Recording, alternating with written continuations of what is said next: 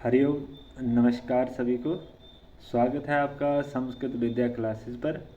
मैं हूं रामकिशन और आज हम पढ़ेंगे ऋग्वेद संहिता का सामान्य परिचय। जैसा कि आप सबको विदित है कि विश्व वाङ्मय का सबसे प्राचीन ग्रंथ वेद है और जिनकी संख्या 4 है: ऋग्वेद, यजुर्वेद, सामवेद और अथर्ववेद। वेद शब्द ज्ञानार्थक विद धातु से गय प्रत्यय के योग से निष्पन्न होता है, जिसका अर्थ होता है ज्ञान। अतः वेद शब्द का अर्थ है ज्ञान की राशि, ज्ञान का संग्रह है, ग्रंथ, ऐसे जिसे वेद कहा जाता है। और संस्कृत व्याकरण के अनुसार वेद शब्द 4 धातुओं से विभिन्न अर्थों में बनता है, जैसे सत्तायाम, विद्यते, जाने, वेति, विनते, विचारणे, विन्दति, विन्दते, प्राप्त, शयन, लुक, शनम, शेषेषु, विंदम, क्रमात्, ऐसे, जिसका अर्थ होता है कि विद सत्तायाम, विद ज्ञाने, विद विचारणे, विद लीलाभे, इन 4 अर्थों में विद धातु का प्रयोग होता है। और यहाँ पर विद ज्ञाने धातु का ग्रहण किया गया है। आचार्य विष्णुमित्र, जिन्होंने ऋक् प्रतिशाक्य पर अपनी व्याख्या लिखी है, वो कहते हैं कि विद्यन्ते, जायन्ते, लभ्यन्ते एविर धर्मादि पुरुषार्था इति वेदा। अर्थात वेद शब्द का भावार्थ जिन ग्रंथों के द्वारा धर्मार्थ, काम और मोक्ष रूपी पुरुषार्थ चतुष्टयम का बोध हो, उसे वेद कहते हैं। और आचार्य साइन कहते हैं अपने तैत्तरीय भाष्य की भूमिका में कि इष्ट प्राप्ति अनिष्ट परिहारियो लौकिक उपायम यो वेद्यति, यो ग्रंथो वेद्यति सह वेदः, कि जो हमें इष्ट और इष्ट की प्राप्ति और जो अनिष्ट का परिहार कराए, ऐसे जो लौकिक उपायों का उन ग्रंथों को हम वेद कहते हैं। ऋग्वेद शब्द में ऋच या ऋक् का अर्थ है स्तुति परक मंत्र। ऋच्यते स्तूयते अननिति ऋक्, जिन मंत्रों के द्वारा देवी की स्तुति की जाती है या देवों की स्तुति की जाती है, उन्हें ऋच या ऋचा कहते हैं। और ऋग्वेद में विभिन्न देवों की स्तुति वाले मंत्र हैं, अतः इसे ऋग्वेद कहते हैं। भाषा, शैली, व्याकरण एवं मंत्रों के अध्ययन से हमें विदित होता है कि किसी एक समय की यह रचना नहीं हो सकती है, किंतु विभिन्न काल में विभिन्न ऋषियों द्वारा हुई रचनाओं का संग्रह ग्रंथ है। ऐसी ऋचाओं के संग्रह के कारण इसे ऋग्वेद संहिता भी कहते हैं।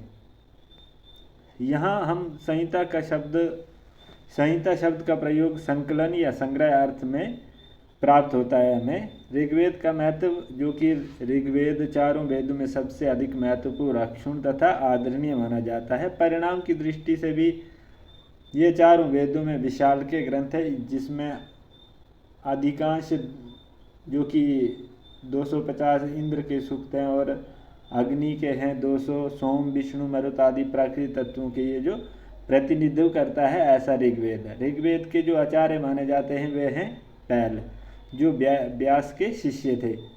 व्यास जी ने अपने शिष्य पैल को ऋग्वेद का अध्ययन कराया था। और ऋत्विक हैं, जो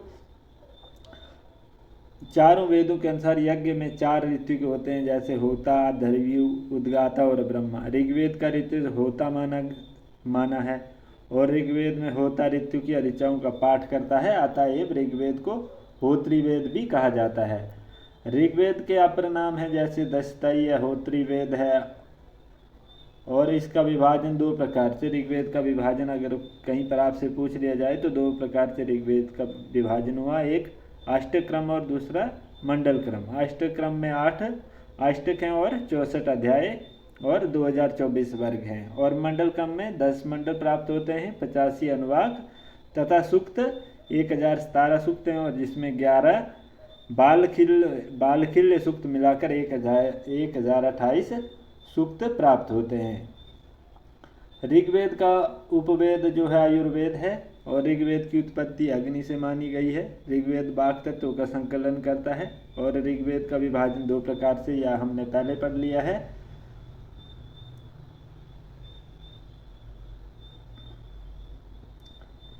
मंडल क्रम के अनुसार ऋग्वेद का विभाजन किस प्रकार से, 10 मंडल हैं और उनके कौन कौन से ऋषि हैं, कितने अनुवाक हैं, किस मंडल में कितने सूक्त हैं, कितने मंत्र हैं, तो प्रथम मंडल है जिसके ऋषि अनेक ऋषि हैं, मधुचंदा, मेधा, तिथि, दीर्घतमा इत्यादि।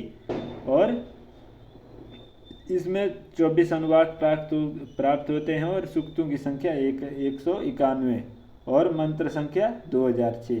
द्वितीय मंडल है, इसके ऋषि हैं गृत्समद और इसमें 4 अनुवाक हैं, सूक्त हैं 43 सूक्त हैं और 429 इसमें मंत्र प्राप्त होते हैं। तृतीय मंडल के जो ऋषि हैं वो विश्वामित्र हैं, इसमें 5 अनुवाक हैं और सूक्त 62 सूक्त हैं इसमें और मंत्रों की संख्या 617 प्राप्त होती है। चतुर्थ मंडल के ऋषि वामदेव हैं, जिसमें 5 अनुवाक हैं और 58 सूक्त संख्या है इसकी और मंत्र 589 इसमें प्राप्त होती है।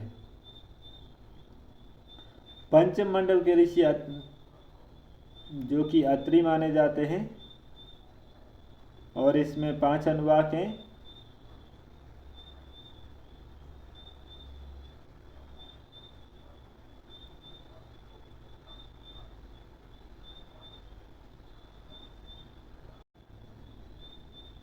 पंचम मंडल के ऋषि अत्रि, जिसमें 6 अनुवाक, 87 सूक्त संख्या और 727 मंत्र संख्या है। षष्ठम मंडल है और इसके भारद्वाज ऋषि हैं और इसमें 6 अनुवाक हैं, सूक्त संख्या इसमें 75 है और 765 इसमें मंत्र हैं। सप्तम में भी 6 अनुवाक हैं और सूक्त संख्या इसमें 104 सूक्त हैं और 841 इसमें मंत्र संख्या प्राप्त होती है और इसके ऋषि वशिष्ठ हैं। और अष्टम मंडल, इसमें 10 अनुवाक प्राप्त होते हैं और सूक्त इसमें 92 सूक्त हैं और प्लस 11 बालखिल्य सूक्त हमें अष्टम मंडल में प्राप्त होते हैं, जिसके कण्व या भृगु अंगिरस ऋषि हैं। और नवम मंडल, इसमें 7 अनुवाक हैं और 114 सूक्त हैं तथा मंत्र 1108 हैं और इसे सोम या पवमान मंडल भी कहा जाता है। दशम मंडल, जिसमें 12 अनुवाक हैं और 191 सूक्त तथा 1754 इसमें मंत्र संख्या है। इसके भी अलग अलग ऋषि माने गए हैं, विमत, श्रद्धा, कामयानी, त्रेत इत्यादि इसके ऋषि माने जाते हैं। अगर हम देखें तो ऋग्वेद में 85 अनुवाक और 1028 सूक्त हैं और 10,552 इसमें मंत्र हैं। ऋग्वेद के छंदो वर्ण यदक्षर परिमाणम तत्छंदा, अर्थात जिसमें वर्णों या अक्षरों की संख्या निर्धारित हो उसे छंद कहते हैं। आचार्य पिंगल को छंद शास्त्र का प्रणेता माना गया है और ऋग्वेद में मुख्य रूप से 7 छंदों का प्रयोग हुआ है, जैसे गायत्री, उष्णिक, अनुष्टुप, बृहति, पंक्ति, त्रिष्टुप और जगति। गायत्री छंद में 24 अक्षर हैं और उष्णिक में 28 हैं, अनुष्टुप में 32 अक्षर हैं, बृहति में 36 अक्षर और पंक्ति में 40 अक्षर, त्रिष्टुप में 44 अक्षर और जगति में 48 अक्षर प्राप्त होते हैं। ऋग्वेद की अगर शाखाओं की बात करें तो पतंजलि के अनुसार 21 बहवृचम, अर्थात महाभाष्य में ऋग्वेद की 21 शाखाओं का वर्णन हमें प्राप्त होता है। और चरणव्यूह के अनुसार, जो शौनक की रचना है चरणव्यूह, उसके अनुसार ऋग्वेद की 5 शाखाएं प्राप्त होती हैं। कौन कौन सी? शाकल, वाष्कल, आश्वलायन, शंखायन और मांडुकायन। वर्तमान समय में जो हमें ऋग्वेद की मात्र एक ही शाखा प्राप्त होती है वो है शाकल शाखा। ऋग्वेद ब्राह्मण अगर देखें तो इसके 2 ही ब्राह्मण प्राप्त होते हैं, एक ऐत्रेय ब्राह्मण और दूसरा कौशिकी ब्राह्मण। ऐत्रेय ब्राह्मण में 40 अध्याय हैं, प्रत्येक 5 अध्यायों की एक एक पंचिका है और प्रत्येक अध्यायों में खंडिकाएँ हैं जिसे खंड भी कहते हैं, और 8 पंजिकाएँ और 285 खंड इसमें प्राप्त होते हैं। और कौशिकी ब्राह्मण, जिसे हम शंखायन ब्राह्मण के नाम से भी जाते हैं, इसलिए इसे शंखायन ब्राह्मण भी कहते हैं, और इसमें 30 अध्याय तथा 226 खंड हैं। प्रत्येक अध्याय में 5 से लेकर 17 तक खंड है। कुल खंडों की संख्या 226 प्राप्त होती है। अगर हम ऋग्वेद के आरण्यकों की बात करें तो ऋग्वेद के 2 आरण्यक प्राप्त होते हैं, एक है ऐत्रेय आरण्यक और दूसरा शंखायन आरण्यक। ऐत्रेय आरण्यक में 5 भाग हैं, इन भागों को आरण्यक या प्रपाठक कहते हैं, और शंखायन आरण्यक में 15 अध्याय प्राप्त होते हैं। उपनिषद की बात करें तो ऋग्वेद के 2 ही उपनिषद हैं, जैसे 2 ब्राह्मण हैं, 2 अरण्यक हैं, वैसे दो ही उपनिषद हैं, ऐत्रेय उपनिषद और कौशिकी उपनिषद। ऐत्रेय अरण्यक के द्वितीय अध्याय के चतुर्थ खंड से लेकर षष्ठ खंड तक का नाम ऐत्रेय उपनिषद है। ऐत्रेय उपनिषद में 3 अध्याय हैं और कौशिकी उपनिषद में 4 अध्याय प्राप्त होते हैं। अगर ऋग्वेद के कल्प सूत्र की बात करें तो कल्प सूत्र उन्हें कहते हैं जिन ग्रंथों में यज्ञ संबंधी विधियों का समर्थन या प्रतिपादन किया जाता है, उन्हें कल्प कहते हैं। इसके 4 भेद हैं, जैसे श्रोत सूत्र, ग्रह्य सूत्र, धर्म सूत्र और शुल्ब सूत्र। ऋग्वेद के 2 श्रोत्र सूत्र प्राप्त होते हैं, एक है आश्वलायन और दूसरा शंखायन। 12 अध्यायों में विभाजित है आश्वलायन श्रोत्र सूत्र और 18 अध्याय में विभाजित है शंखायन श्रोत्र सूत्र। ऋग्वेद के 3 ग्रह सूत्र प्राप्त होते हैं, पहला आश्वलायन, दूसरा शंखायन और तीसरा कौशिकी ग्रह सूत्र। आश्वलायन ग्रह सूत्र में 5 अध्याय प्राप्त होते हैं और शंखायन ग्रह सूत्र में 6 अध्याय प्राप्त होते हैं। कौशिकी ग्रह सूत्र में 5 अध्याय प्राप्त होते हैं। एकमात्र ऋग्वेद का जो धर्म सूत्र है वो है वशिष्ठ धर्म सूत्र, जिसमें 4 अध्याय हैं। ऋग्वेद का कोई भी शुल्ब सूत्र हमें प्राप्त नहीं होता है। और जो प्रतिशाख्य ग्रंथ हैं इसके ऋग प्रतिशाख्य ऋग्वेद का एकमात्र उपलब्ध प्रतिशाख्य है। इसके रचयिता शौनक है। ऋग्वेद प्रतिशाख्य 3 अध्यायों में विभक्त है, प्रत्येक अध्याय में 6 पटल हैं, अतः ऋग प्रतिशाख्य में 18 पटल हैं। ऋग्वेद की अगर शिक्षाओं की बात करें हम तो ऋग्वेद की हमें 2 ही शिक्षाएं प्राप्त होती हैं, एक पाणिनीय शिक्षा और दूसरी वशिष्ठ शिक्षा। ऋग्वेद का वर्ण विषय यास्क के अनुसार, जो कि एक तो धर्मनिरपेक्ष है, दूसरा धार्मिक है और तीसरा दार्शनिक सूक्त है। अगर धार्मिक सूक्तों को हमें देखें तो ऋग्वेद का अधिकांश भाग हमें धार्मिक सूक्तों के श्रेणी में आता है। धार्मिक सूक्तों में विभिन्न देवों को संबोधित करते हुए उनकी स्तुति की गई है, जैसे इंद्र की है, अग्नि की, वरुण, उषा, मरुत, विष्णु की, सवित्री की, पर्जन्य, ओषध, अश्विनव, ऐसे अनेक जो कि देवताओं की उसमें स्तुति की गई है। दार्शनिक सूक्त ऋग्वेद के लगभग 12 सूक्त ऐसे हैं जिसमें उच्च कोटि के दार्शनिक विचारों का हमें वर्णन मिलता है। दार्शनिक सूक्त अपेक्षाकृत अर्वाचीन दशम मंडल में ही प्राप्त होते हैं। दशम मंडल में आए हुए नासदेव सूक्त, हिरण्यगर्भ सूक्त, जो पुरुष सूक्त है, बाघ सूक्त है, ये सारे दार्शनिक दृष्टिकोण से विशेष महत्व रखते हैं। पुरुष सूक्त जो कि दशम मंडल का 90वें क्रम का एक सूक्त है, और हिरण्यगर्भ सूक्त जो कि 10वें मंडल का 121वां सूक्त है। बाघ सूक्त जो 10वें मंडल का 125वां सूक्त है। नासदेव सूक्त हो गया 10वें मंडल का 129वां सूक्त है। इसमें नासदेव सूक्त जो पुरुष तथा हिरण्यगर्भ सूक्त है, इसमें सृष्टि उत्पत्ति सूक्त भी कहते हैं। और कुछ अन्य महत्वपूर्ण और भी सूक्त हैं, जैसे दान स्तुति सूक्त जो कि 10वें मंडल में 107 और 117, इनको दान स्तुति, इनमें दान की स्तुति की गई है। और संज्ञान सूक्त 10वें मंडल का 191 सूक्त। फिर श्रद्धा सूक्त है 10वें मंडल का 151 सूक्त। आस्यबामे सूक्त जो कि पहले मंडल का 164वां सूक्त है। मांडुक सूक्त जो कि 7वें मंडल का 103 नंबर का सूक्त है। और फिर ज्ञान सूक्त है जो कि 10वें मंडल का 71वां सूक्त है। लौकिक सूक्त भी अधिकांशतः 10वें मंडल में ही हमें प्राप्त होते हैं, जैसे विवाह सूक्त हो गया 10वें मंडल का 50वां सूक्त। फिर अक्ष सूक्त हो गया 10वें मंडल का 34वां सूक्त है। ये सपत निघन सूक्त है जो 10वें मंडल का 166वां सूक्त है। फिर औषधि सूक्त हो गया 10वें मंडल का 97वां सूक्त है। और फिर आवर्तन सूक्त हो गया 10वें मंडल का 97वां सूक्त है ये। फिर कुछ संवाद सूक्त जो हमें प्राप्त होते हैं ऋग्वेद के, जिसमें प्राचीनतम कथा साहित्य की प्रधानता है, उन्हें संवाद सूक्त का नाम दिया गया है। और जो डॉक्टर ओल्डेनबर्ग ने संवाद सूक्तों को आख्यान सूक्त कहा है, तथा डॉक्टर सिल्वा लेवी, वॉन शोदर और हार्टल का मत है कि संवाद सूक्त जो हैं वो नाटक के अवशिष्ट अंश है। ये सूक्त संख्या में लगभग 20 माने गए हैं, जिसमें अधिकांशतः 10वें मंडल में उपलब्ध होते हैं। मुख्य संवाद सूक्त हैं जो एक है पुरुरवा उर्वशी संवाद सूक्त जो 10वें मंडल का 95वां सूक्त है। और फिर यम यमी संवाद सूक्त है जो 10वें मंडल का 10वां सूक्त है। फिर शर्मा पाणी संवाद सूक्त, ये भी दशम मंडल का 108वां सूक्त है। और फिर इंद्र मरु सूक्त है, ये पहले मंडल का 165वां सूक्त है। और फिर अगस्त्य लोप मुद्रा संवाद, जो कि ये भी पहले मंडल में ही हमें प्राप्त होता है, 179वां सूक्त है। विश्वामित्र नदी संवाद, जो तीसरे मंडल का 33वां सूक्त है। अगर हम ऋग्वेद के देवताओं की बात करें तो तीसरे देवता अर्थात यास्क के अनुसार निरुक्त में 3 प्रकार के देवताओं का वर्णन किया, जो कौन कौन से? पृथ्वी स्थान है, अंतरिक्ष स्थान है, द्यू स्थान है। इस प्रकार से 3 प्रकार के देवता हैं। पृथ्वी स्थान में जैसे अग्नि हो गए, बृहस्पति हो गए, सोम हो गए। और फिर अंतरिक्ष स्थान में इंद्र, रुद्र आदि।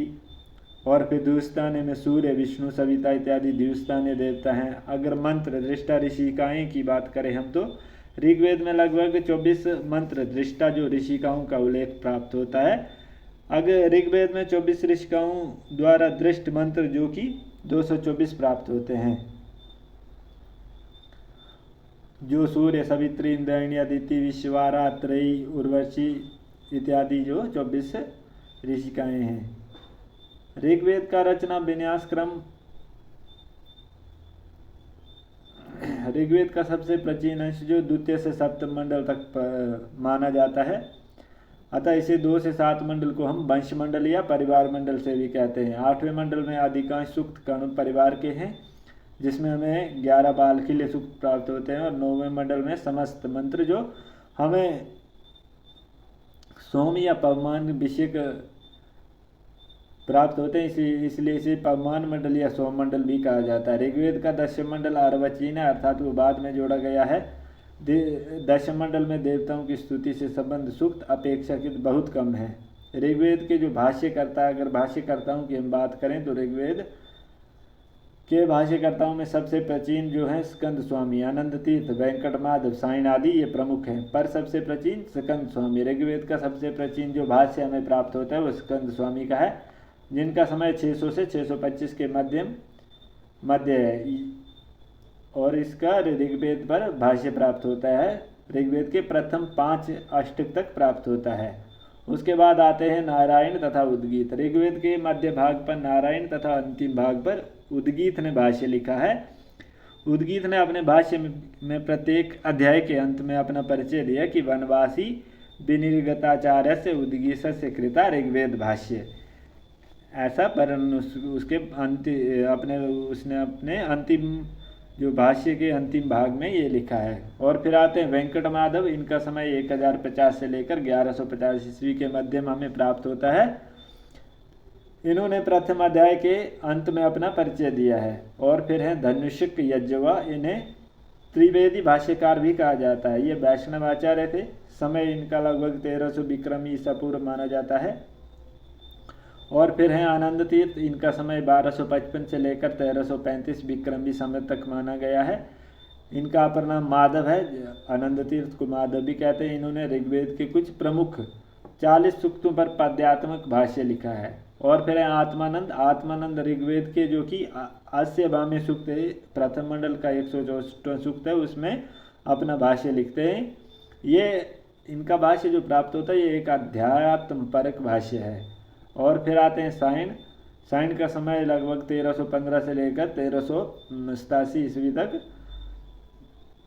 हमें प्राप्त होता है। ऋग्वेद के भाष्य में आचार्य साइन का नाम बहुत महत्वपूर्ण है। इन्होंने अपने बड़े भाई माधव के आदेश अनुसार जो वेद भाष्य किया था, साइन ने अपने भाई के नाम पर ही अपने भाष्य का नाम माधवी वेदार्थ प्रकाश रखा। साइन ने ऋग्वेद भाष्य भूमिका नामक ग्रंथ भी लिखा। और फिर आते हैं ऋग्वेद के पश्चात विद्वान एवं अनुवादक जो कि फ्रीड्रिश रोजेन। इन्होंने ऋग्वेद के केवल प्रथम अष्टक मूल पाठ लैटिन अनुवाद के साथ 1838 ईस्वी में प्रकाशित किया था। और फिर मैक्स मूलर, इन्होंने साइन भाष्य सहित ऋग्वेद का संपादन किया। इनका समय 1849 से लेकर 1875 ईस्वी तक प्राप्त होता है।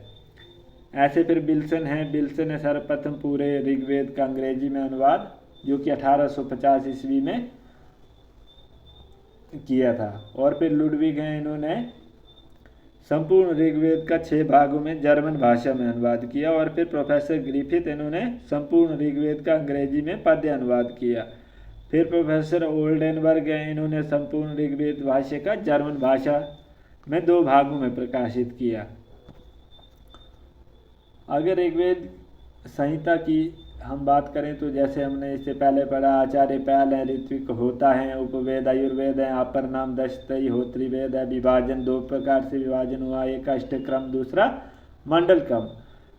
और मंडल क्रम में 10 मंडल हैं, अष्टक्रम में 8 अष्टक हैं, और अष्टक्रम में जो 8 अष्टक हैं और 64 इसमें अध्याय प्राप्त होते हैं, और 2024 वर्ग हैं। मंत्र इसमें 10,580 या 10,552 ऐसे मंत्र प्राप्त होते हैं। सूक्त इसमें 1028 हैं, जिसमें 11 बाल खिले सूक्तों को जोड़कर 128 प्राप्त होते हैं। उत्पत्ति अग्नि की उत्पत्ति, ऋग्वेद की उत्पत्ति अग्नि से हुई है। इसकी हमें 5 शाखाएं, जो चरणव्यूह के अनुसार 5 शाखाएं हैं, शाकल, वाष्कल, आश्वलायन, शंखाइन, मंडूकाइन। और ब्राह्मण, ऐत्रेय ब्राह्मण, कौशिकी ब्राह्मण, 2 ब्राह्मण प्राप्त होते हैं। अरण्यक 2 अरण्यक हैं, शंखाइन अरण्यक और ऐत्रेय अरण्यक। उपनिषदों की बात करें तो 2 ही उपनिषद, ऐत्रेय उपनिषद और कौशिकी उपनिषद। श्रोत्र सूत्र की बात करें तो आश्वलायन श्रोत्र सूत्र और शंखाइन श्रोत्र सूत्र। फिर ग्रह सूत्रों की बात करें तो आश्वलायन ग्रह सूत्र और शंखाइन ग्रह सूत्र तथा कौशिकी ग्रह सूत्र। फिर इसका कोई भी धर्मसूत्र हमें प्राप्त नहीं, इसका एक ही धर्मसूत्र, हमें 2 धर्मसूत्र प्राप्त होते हैं, एक वशिष्ठ धर्मसूत्र और दूसरा विष्णु धर्मसूत्र। अगर शुल्ब सूत्रों की बात करें तो इसका कोई भी शुल्ब सूत्र प्राप्त नहीं होता है। और शिक्षा ग्रंथ, इसके 2 ही शिक्षा ग्रंथ हैं, एक है पाणिनीय शिक्षा और दूसरी वशिष्ठ शिक्षा। प्रतिशाख्य जो एकमात्र प्रतिशाख्य जिसमें 18 पटल हैं। और भाष्यकार ऋग्वेद के स्कंद स्वामी नारायण, उद्गीत, वेंकटमाद, आनंद तीर्थ, आत्मानंद इत्यादि ये सारे ऋग्वेद के भाष्य करता है।